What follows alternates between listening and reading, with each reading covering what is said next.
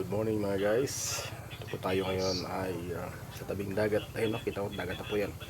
So atin pong lulutuin ang ating masarap na ulam. Ayan, kita nyo guys. Ito po yung ating lulutuin. Ayan, ang ating lulutuin na gulay. So yan guys, nagluluto tayo ng nagluluto tayo ng tubig mga guys.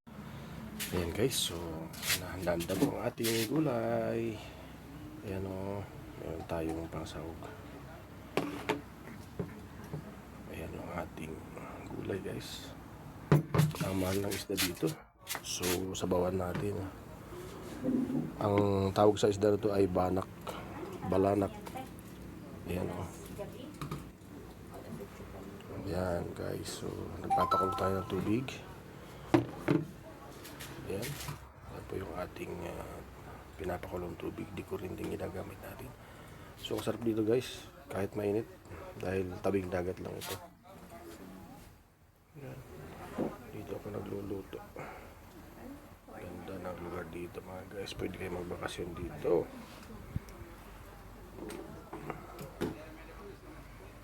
Ayan. So yun ang ating sasabawan. Napakasarap kasi yan guys. No?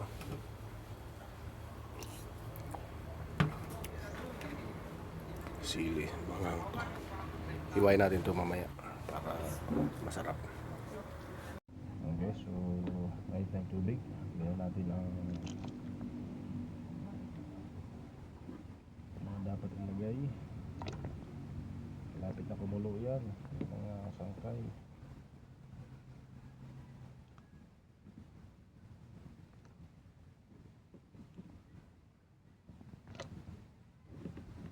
Yan. Sibuyas, luya, kamatis. Tapos yan, lagyan natin ng isda guys, kasi malapit na kumulo. Yun o. Yun o. Yun o. Yan.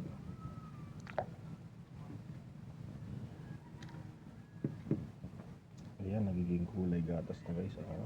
Sabaw. Ayan, lagyan natin ng asin. Okay na yan. Lagyan natin kumulo. Takpan mo natin mga guys. Lagyan natin.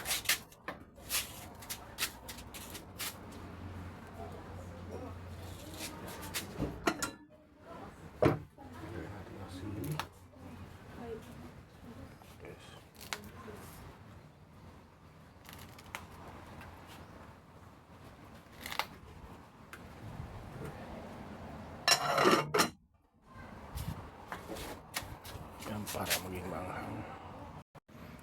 Okay, so malapit na kumulo. Lagyan mo natin ng bitsin.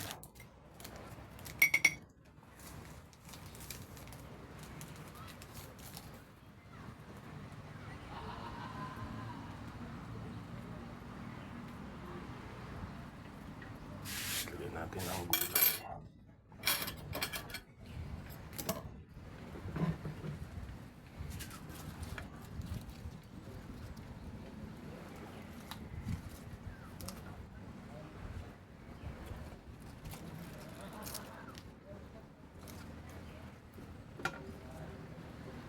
Isang kulo lang yan mga guys, kasi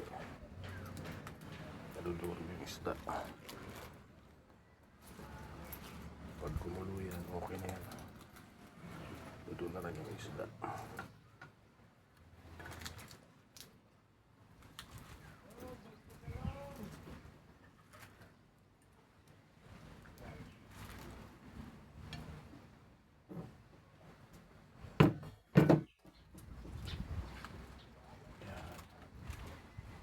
Dapat maraming gulay. Yan, makakatawa. Okay, takpan natin mga guys.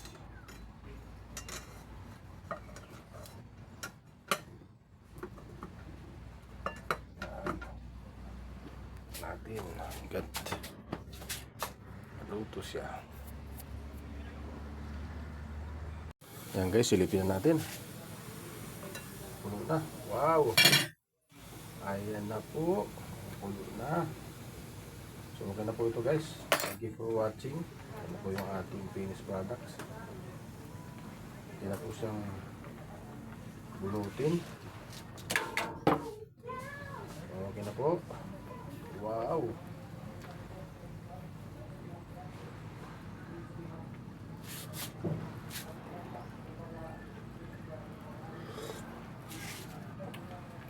Wow, ayan na po.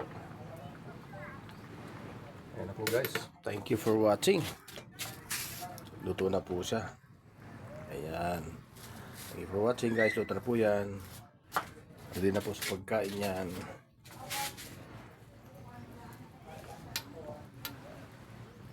Ayan. Thank you for watching. God bless. So yan guys, ang ating gulay. Ito po ang ating finished products. So yan po, sarap po yan. Thank you for watching. God bless. Bye-bye.